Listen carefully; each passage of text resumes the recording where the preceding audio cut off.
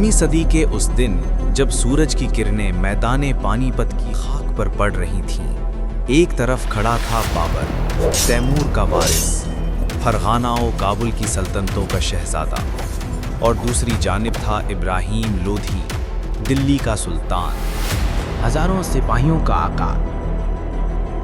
दोनों जानते थे आज ये सिर्फ एक जंग नहीं बल्कि फैसला था कि आने वाले सदियों में तख्ते हिंद पर किसका राज होगा। फिजा में तलवारों की चमक थी, घोड़ों की टापों से जमीन लरज रही थी और किस्मत दोनों बादशाहों के दरमियान फैसला करने को तैयार थी।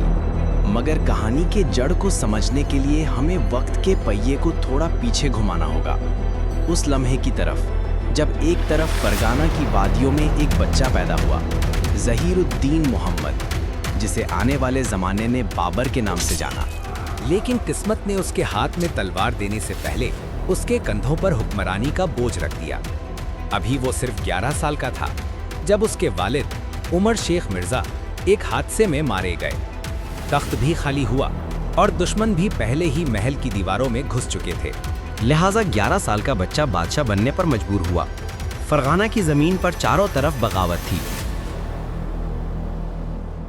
लेकिन बाबर के अंदर एक ऐसी चमक थी जो वक्त के अंधेरों को काटने वाली थी।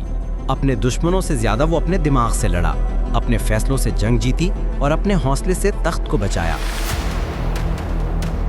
वो जानता था कि सल्तनत सिर्फ ताकत से नहीं, अक्ल और सब्र से बनती है।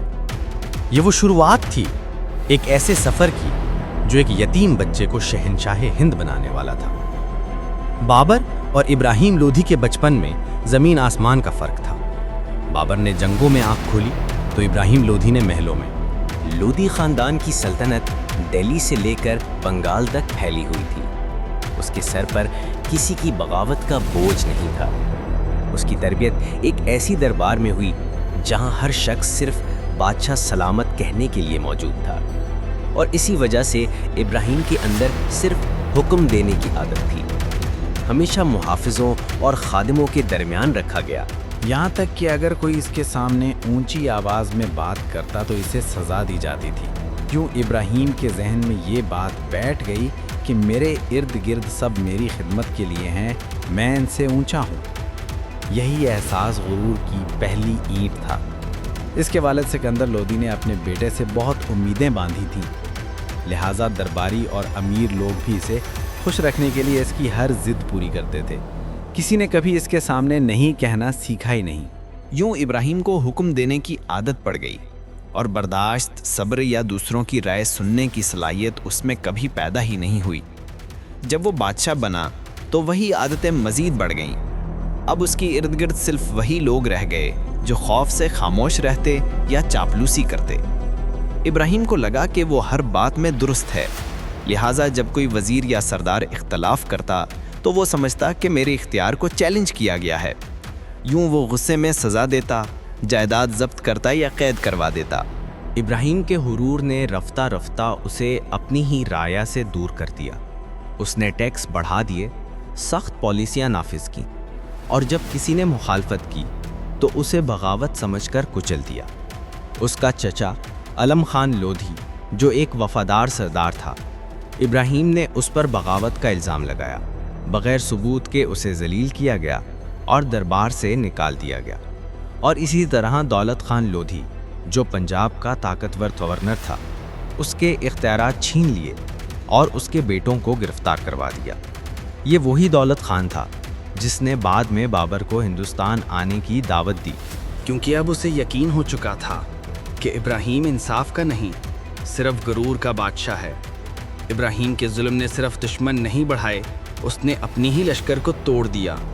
जो सरदार कभी लोधी के लश्कर में थे, अब एक एक करके बाबर से जा मिले। बाबर के लिए ये मौका सुनहरी था। एक बिखरी हुई सल्तनत, एक अकेला बादशाह और एक ऐसा मुल्क जो इंसाफ का भूखा था। फिर वो दिन आया जिसकी गूंज आने वाले 300 साल तक हिंदुस्तान की ज़मीन पर मुग़लों की हुक्मरानी की सदा बन गई। इब्राहिम के लश्कर में लाखों सिपाही तो थे, लेकिन दिल किसी का भी उसके साथ नहीं था।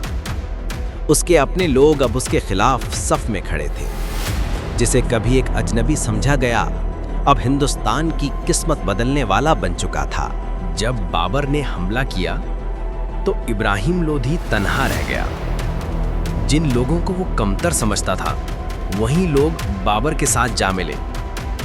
बाबर की फौज एक मुनज्जम दीवार की तरह खड़ी थी, लेकिन उसके सामने इब्राहिम लोधी का लश्कर भी समुंदर की तरह फैला हुआ था। 1 लाख से ज्यादा सिपाही, हजारों हाथी। बाबर जानता था कि इब्राहिम लोधी के लश्कर की तादाद उसके मुकाबले में कई गुना ज्यादा है, और ये भी जानता था कि इतनी बड़ी फौज को ताकत से नहीं तदबीर से शिकस्त दी जा सकती है। लिहाजा वो अपने साथ वो हथियार लाया जो उस वक्त हिंदुस्तान के लिए बिल्कुल नया था, तोपे।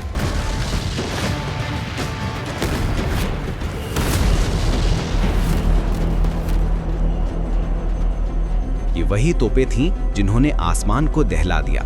जब बाबर ने अल्लाह अकबर का नारा बुलंद किया तो इन्हीं तोपों की गर्ज ने दुश्मन के दिलों में खौफ बिठा दिया। धुआं, आग, शोर और घोड़ों की चीखें, और देखते ही देखते इब्राहिम के हाथी बिदक कर अपनी ही फौज को रौंदने लगे।